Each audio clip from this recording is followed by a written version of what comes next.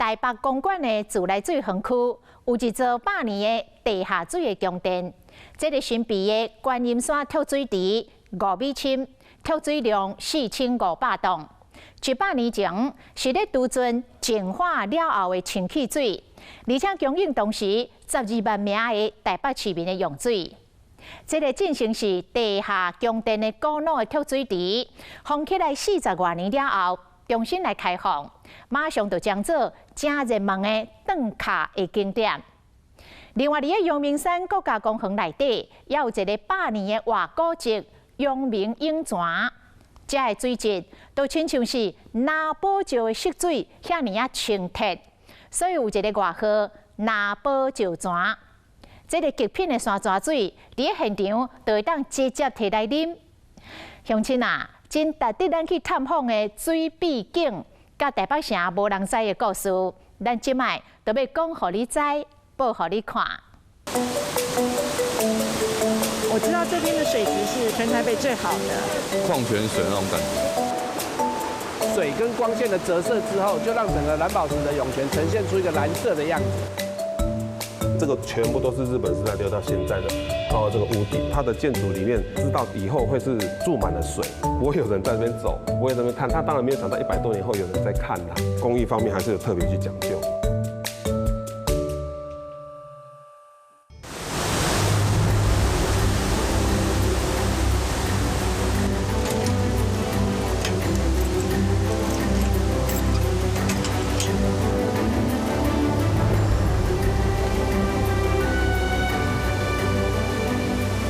温泉伫铁门的后壁是一直溢出来地下出泉，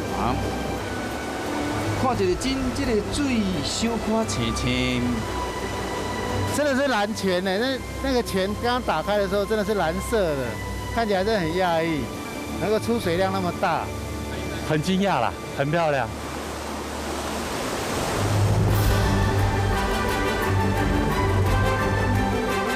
水甲互人入的清水泉，有一个浪漫的名叫做拿宝石泉。当初发现这个蓝宝石涌泉的取水口的时候啊，那当时就用在地的这一个紫苏小伞安山岩，把这个取水口保护起来。那因为这个是当地我们阳明山的一个安山岩，那里面富含很多矿物质，那这些矿物质经过水跟光线的折射之后，就让整个蓝宝石的涌泉呈现出一个蓝色的样子。超过90年历史的阳明山涌泉，现在才限量开放，让民众参观。民众来到这边，只要透过肉眼就能够清楚看到天然岩石从泉水里面反射出来的蓝色光泽。那农民一定知道这些水从哪里来嘛？当时可能是比较简陋，它只是冒出来而已。那日本人来之后就盖一个房子把它保护起来。日本时代阳明山的出泉是为安山岩的喷出来，就地取材，为何水泉的纯净以外，和这个泉水出现迷人的蓝色，搁得到天公伯啊特别的看顾，过滤水质，留下真侪矿物质。蓝宝石涌泉，你可以把它想象成，它是经过整个大屯山这个天然的滤芯，这样层层过滤下去之后，连细菌都滤掉了。那大部分的矿物质也滤掉，可是它保留下一些钠啊、镁啊、钙啊等等的这些微量的矿物质。那整个软硬是适中的，整个硬度大概是在150左右。负责管理水源的净水场的人员伫水头的边啊，设讲线甲水道头，和民众会使直接啉拿宝石的泉水。很清甜，然后很干净的感觉。然后因为是山泉水，所以是凉凉的，很清爽。我知道这边的水质是全台北最好的。有带瓶子来装这个泉水？有在这里，哈哈。等一下要装满吗？要装满，要装满，一定要的。蛮值得来一游的，口感比较好，矿泉水那种感觉。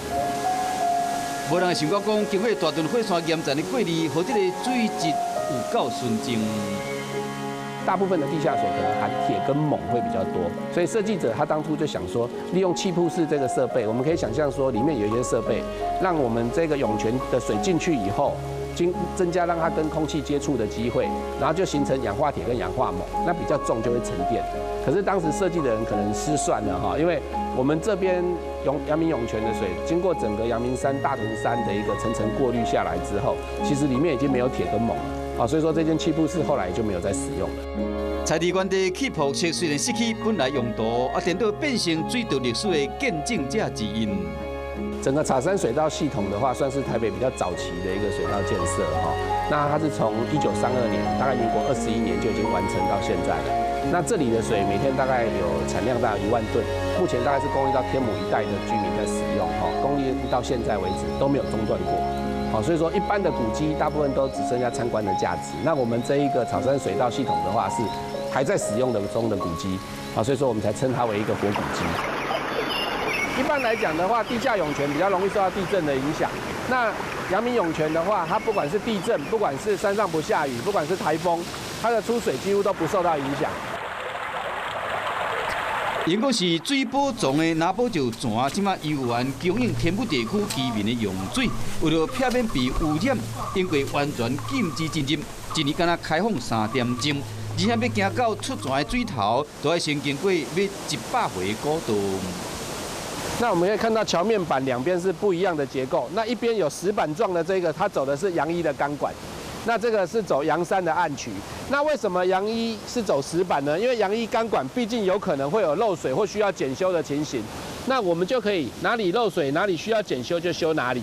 像这一根就是从竹子湖下来的阳一的钢管，因为钢管毕竟是水管，难免就有可能会有锈蚀啊，会有漏水的情形。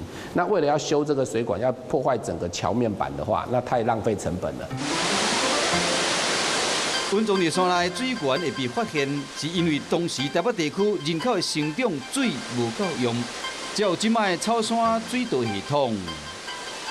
政府就派了一组人往阳明山这边来寻找补充的水源，可以把它补充下去。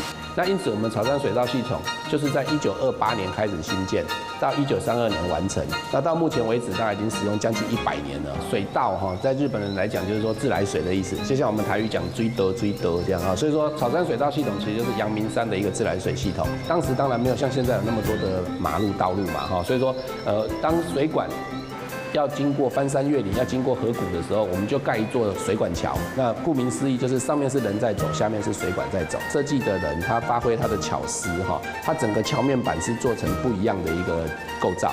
好，那一边是走钢管，一边是走暗渠。水管桥卡面设计会使看出设计者的卡书，将这个水为阳明山送到台北市中心，需要设计者的智慧。整个草山水道系统完全是靠重力流在输送，好，完全没有使用任何一颗抽水机跟马达，好，那这个部分很困难哦。如果坡度太陡的话，它就容易爆管；那如果坡度太平缓的话，又没有办法把所有的水都一次往下送。有曾经因为压力太大爆管什么之类的问题出现吗？没有，都没有过，都没有过，都没有过。将近100年的外国节，到即摆游园顺利地运行。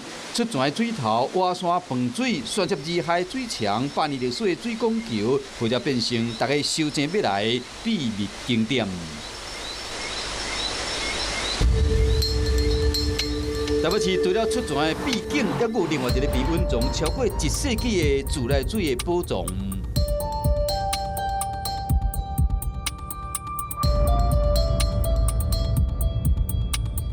我们现在进到台北水道净水池里面哈，里面有点闷呐哈，那因为基本上都是水。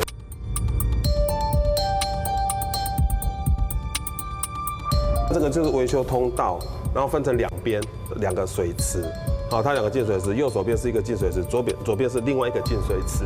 我们现在摸的这个全部都是日本时代留到现在的，包括这个屋顶，好，都是一样，都是当初留到现在的。在土脚底深5公尺的观音山跳水池，长55公尺，宽30公尺，分挂做2个大水池，会使欠4500吨的水量。内底有5堵壁，无坎挂，无空气流通，水就顺这个壁流动。供应1909年大潮亭艋舺甲城内台北市民2万吨的生活用水。那我们现在看到这个，其实就是它的出水口。所以水是从这边这样子流上来，好，那水会沿着这条导流墙的这个旁边的这个渠道去慢慢的去往前走，然后前面也是导流墙，也是会弯，目的是让水其实是照着这个墙的方向去流动，所以水就是一个活水，好，那等于说会有先进先出的概念，它会保持很新鲜。讲到13宝那个，其实他们地下水供电都是柱子。它的目的其实主要在储水，水不能滞留，因为滞留容易生细菌。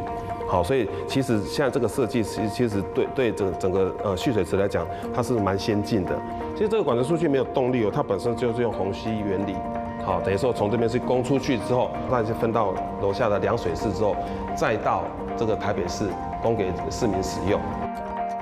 这座跳水池伫1977年民国66年退役，艺术是地下宫殿的壮丽建筑。伫原地被尘封，即马又搁重新出现伫世间人的面头前。日本人其实在建设的时候，他还是把底座有一个美感在。好，你看他还是用3层的方式，即使他知道这个以后会是注满了水，不会有人在那边走。当然没有想到100多年后有人在看他。哦，他还是在工艺方面还是有特别去讲究。红毛土做的壁，伫满水的时爱挡真大的水暗。它的墙面有一个蛮特殊的一些构造，就是它有点倾斜。到这边来的话，大概下面的压力就2、3公斤的压力，就是水进来的时候，其实会有一个冲力在，下面就会用比较厚，它可以抗比较大的压力啦。好，所以你会看见这个墙壁是比较倾斜的。壁肚挡68年的水压，无过欠水了后，再加上放遮侪年，壁面拢晓晓啊。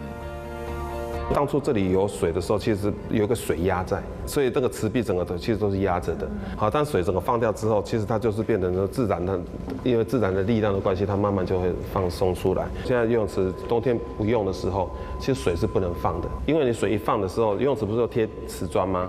会掉下来。维持观众无要加工修理，行入内底，更加会当感受到100多年前岁月的痕迹。小心头。我们可以看到那个当初管进来的年份哈，在上面还有打，就1907年的管子。这个管子是从苏格兰过来的，进水池完成的时间是在1909。好，那这个管材等于说是先定。还有，敢若是当年参加建设的日本师傅所留的历史记忆。我们现在看到这个屋顶哈，其实这里有字样哈，当初就是泥水匠哈做完之后，屋顶那个做完之后，在上面用手指去把它留下来的一个痕迹，就是写岐阜县武夷郡宇多院村百11番，哦，樱井太吉，也就是樱井太吉这个人写的哈，明治42年4月18号，那明治42年就是1909年。樱井太吉的呢，在上面留下了他的手机，我们也可以看出说这个历史以及这个确定的这个完工的时间。没想到100多年之后，我们竟然发现了。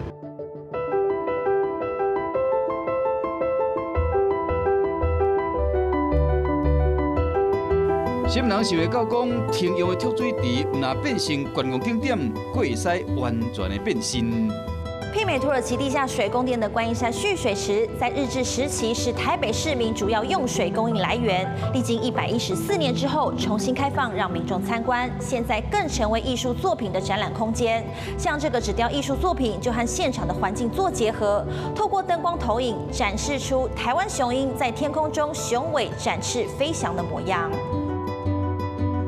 假如说我们已经搬离了，其实那个古厝就会慢慢的长出其他的植物。那这个古厝就好像是一个建筑的花器，透过船滑动的这个坡形，它想要去呈现蓝眼泪这个闪烁的感觉。它用植物去描绘的时候，它又加上了金属的律动、机械的律动。在森林里，我们看到就是好像有风被吹草拂的感觉。艺术家的参与发挥创作的精神，用作品装扮这座100年历史的跳水池，会有新的解说加生命力。日本在统治台湾，他知道一个很重要的事情，就是必须把台湾的卫生做好，就请到后藤新平，好，等于说是那时候的卫生局长，好，来到当台湾的一个顾问。那这个后藤新平就请了威廉巴尔顿哈，他是英国人，那他其实也是到日本去解决他们的卫生问题，他请他来当台湾的顾问，他就来到台湾，也带了他的学生哈滨野弥四郎，滨野弥四郎等于是接续他的工作，所以其实滨野弥四郎在台湾的贡献其实也是相当的大。日治时期之前，其实台湾只有刘铭传曾经有盖了公共的水井，好让大家去取水，所以能够在你家打开水龙头就有水，其实是日本人来到台湾日治时期之后才有的。